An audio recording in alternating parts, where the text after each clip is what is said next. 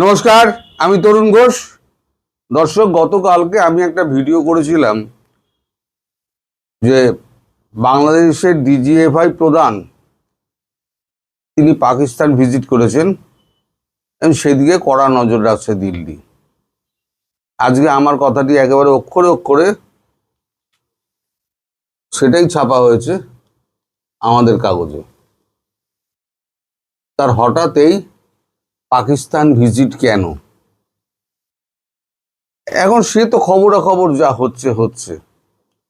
এখন গতকালকে আমাদের এখানে প্রধানমন্ত্রী নরেন্দ্র মোদীর প্রথম সভা ছিল, নির্বাচনী সভা উত্তরবঙ্গে। সেখানে তো প্রচুর লোক হয়েছে, মানে লোকের জনসমুদ্র যাকে বলে লোক হয়েছে।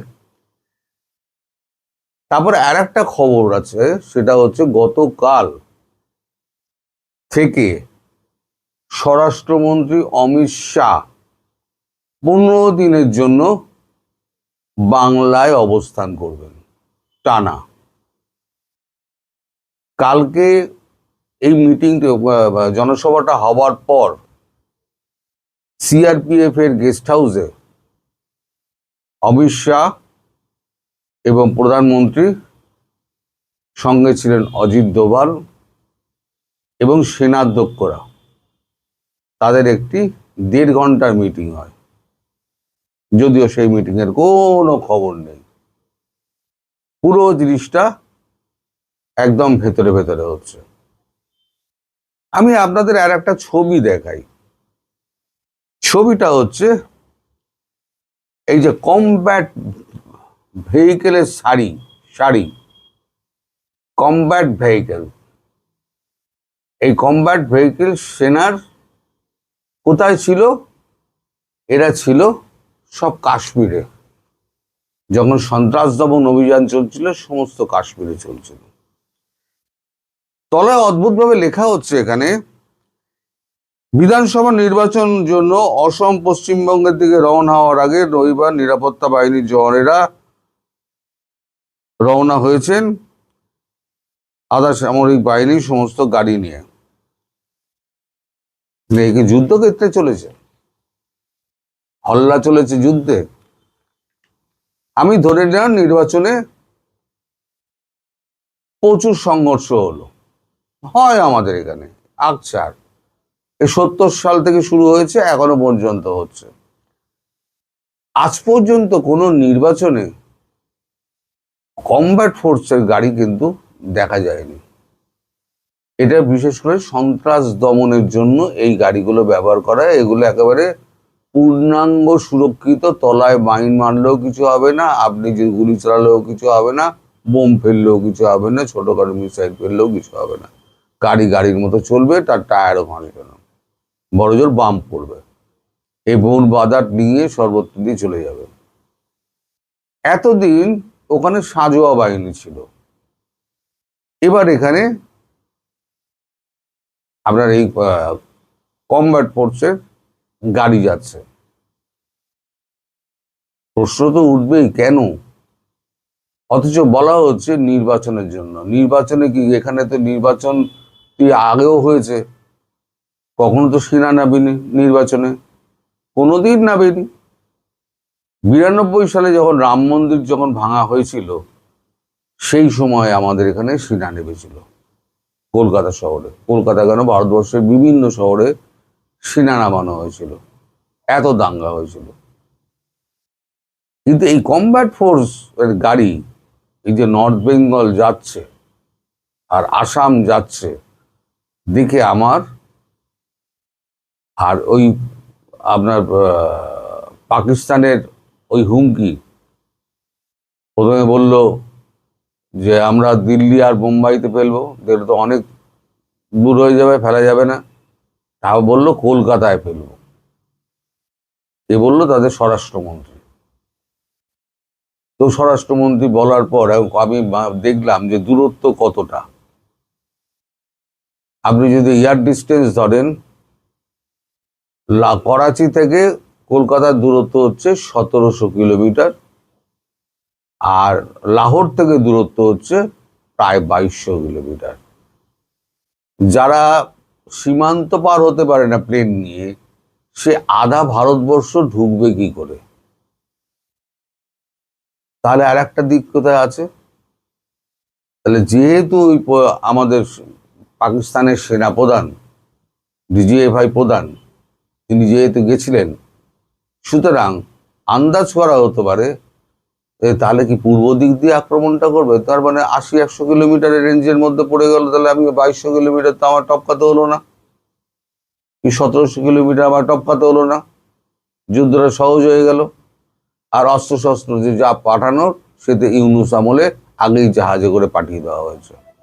তারপর আরো কি কি এসছে না এসছে আমরা তো তার খবর রাখি না। এটা আমার আন্দাজ, আমি বলছি না, আমি কোনো রকম মানে আগাম আপনাদের কোনো বার্তা দিচ্ছি আমি বলছি না, আমি শুধু ঘটনাগুলোকে মেলাচ্ছি। নির্বাচন কি সন্ত্রাসবাদীদের সঙ্গে ভারতের নির্বাচন হচ্ছে, যে সেখানে কমব্যাট ফোর্সের গাড়ি লাগাতে হবে?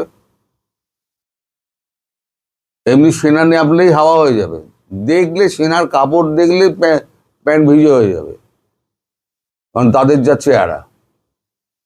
সেখানে কমব্যাট ফোর্সের গাড়ি কেন? তাহলে কি বন বাঁধা ডিঙিয়ে কোথাও যেতে হবে? আর যাচ্ছে কোথায়? যাচ্ছে উত্তরবঙ্গ এবং আসাম। তাহলে কি ইনভেডের পরিকল্পনা আছে, যেটা অনেক দিন আগে হয়েছিল? কারণ প্ল্যান এ 27শে মার্চ 2024 ট্রাম্পের জন্য ফেল করেছে। দ্বিতীয় প্ল্যান কি ছিল? তারেক রহমানকে গদিতে বসিয়ে তাকে দিয়ে শেখ হাসিনাকে ফেরানো, আওয়ামী লীগকে নির্বাচনে অংশ নেওয়ার এটা ছিল, সেটা ফেল করলো। তাহলে থার্ড অপশান যেটা পুরো রইল এবং একমাত্র অপশান, সেটা হচ্ছে অ্যাকশানে যাও। এখন আমেরিকা ব্যস্ত, ইসরায়েল ব্যস্ত, ইরান ব্যস্ত, পাকিস্তানের মাথা খারাপ হয়ে রয়েছে। সে তো ভাবছে যে আমায় হামলা করুক, তাহলে আমাকে সৌদি আরব আর $2.3 মিলিয়ন যেটা আমায় দিয়েছিল, বিলিয়ন ডলার, $2.3 বিলিয়ন যেটা আমায় দিয়েছিল, যেটা আমি বলেছি 17 তারিখে ফেরত দেবো, সেটা আমার ফেরত দিতে হবে না। আমি বলবো নিজেই আমি আক্রান্ত, প্রাণপণে চাইছে যে ভারত অ্যাটাক করুক। তাহলে ভারত অ্যাটাক করার জন্য কি দরকার? উস্কানি দরকার। উস্কানিটা কোথা থেকে আসবে? উস্কানিটা আসতে পারে, এটা আমার ধারণা, আসতে পারে বাংলাদেশের মাটি থেকে। আর বাংলাদেশের মাটি থেকে যদি, যে মাটি থেকে আসবে, আর পেছনে যদি পাকিস্তান থাকে, তাহলে পাকিস্তান মরবে। আমি বলেছিলাম না, সিঁদুর হবে আর ইঁদুর হবে। আর এখানে হবে, ওখানে হলে সিঁদুর, এখানে হলে ইঁদুর। যে কোনো একটা কিছু হয়তো হলেও হতে পারে। তবে ঘটনা প্রবাহ যেদিকে যাচ্ছে, আমি এখনই কোনো মন্তব্য করব না, কোনোটাকে কিন্তু আমার মানে এই ধরে নেবেন না যে আমি একেবারে সমস্ত জেনে বুঝে একেবারে অভিজ্ঞ হয়ে আপনাকে বলছি, খোঁজ খবর নিয়ে বলছি।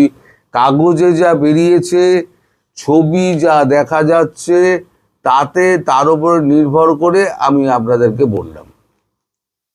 এই ছবি আর এই হচ্ছে খবর, আমি যে গতকালকে বলেছিলাম। তাহলে এই ছবি আর খবর আপনাদের কি বলে দেয়? এটা কি সাধারণ কোনো ব্যাপার? কাশ্মীরে আপনারা দেখেছেন এই উগ্রপন্থীদের ব্যবহার করা হতো কাশ্মীরে। এখানে উগ্রপন্থী নেই, এখানে আছে ভোটে ঝামেলা করার জন্য লোক আছে। তাহলে পরে কমব্যাট ফোর্সের গাড়ি যাবে কেন? সেখানে কি মাইন পাতা আছে? সেখানে AK-47 চালাবে, সেখানে মিসাইল চালাবে? তা তো নয়। এই প্রশ্নগুলো আমার মনে উকি ঝুঁকি মারছে, আমি আপনাদের সঙ্গে শেয়ার করলাম। এখন দেখা যাক ভবিষ্যতে কি হয়। তবে অমিত শাহর এখানে বসে থাকা 15 দিন এবং প্রধানমন্ত্রীর সঙ্গে 3 সেনানায়কের এবং স্বরাষ্ট্রমন্ত্রী অজিত দোভালের সঙ্গে বৈঠক, এটা খুব গুরুত্বপূর্ণ বিষয়, যেটা কাগজে এক লাইনও ছাপা হয়নি। সবাই ভালো থাকবেন, সুস্থ থাকবেন, সাবধানে থাকবেন। নমস্কার।